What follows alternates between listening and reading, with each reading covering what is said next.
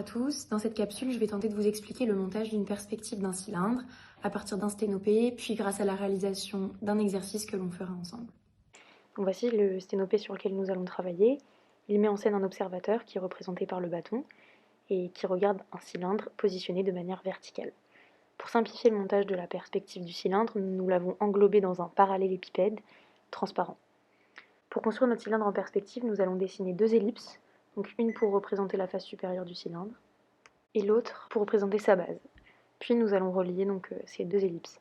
Toute la complexité de la perspective se trouve dans la construction de ces ellipses. En effet, ces ellipses n'ont pas la même forme et il est important de respecter ces dimensions pour pouvoir dessiner une perspective correcte et compréhensible.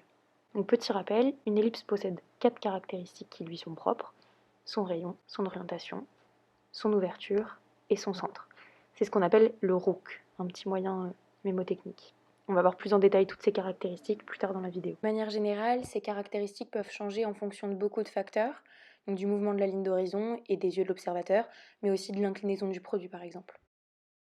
Sur la vidéo, on voit que quand on fait varier la ligne d'horizon, les deux ellipses qui constituent notre cylindre sont plus ou moins aplaties.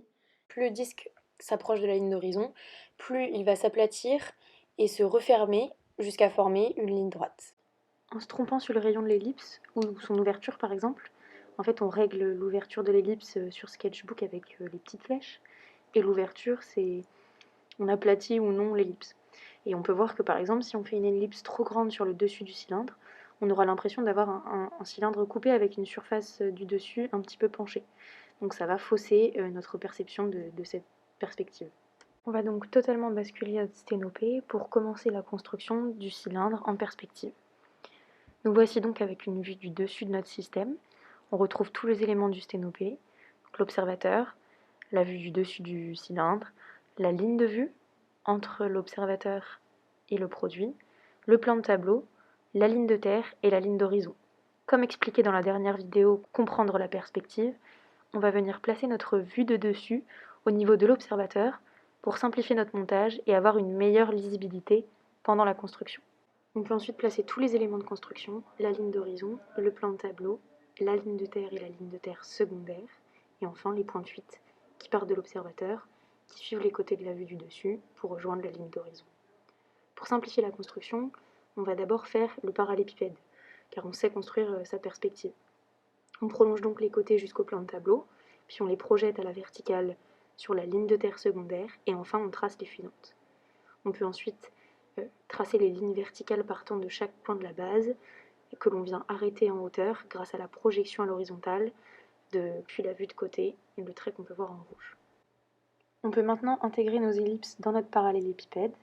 Donc on commence par trouver le centre de l'ellipse, qui est en fait le centre de la face du parallélépipède. Donc on trace les diagonales des faces supérieures et inférieures. À partir des centres, on va pouvoir tracer les deux fuyantes qui partent du centre, et l'intersection de ces fuyantes avec les arêtes en vert vont nous donner les points de tangence de l'ellipse. On peut ensuite tracer la verticale entre les deux centres, et ça correspond à l'axe du cylindre. Enfin, avec l'outil ellipse de Sketchbook, on va pouvoir venir placer notre ellipse en respectant le ROOC, rayon, orientation, ouverture et centre. On se place sur le centre, puis on oriente notre ellipse en faisant coïncider l'axe de l'ellipse sur l'axe du cylindre que l'on a dessiné, puis on règle l'ouverture et le rayon pour que l'ellipse passe par les 4 points de tangence. Voilà, on obtient nos deux ellipses. On relie ensuite les points de tangence entre eux pour obtenir notre cylindre.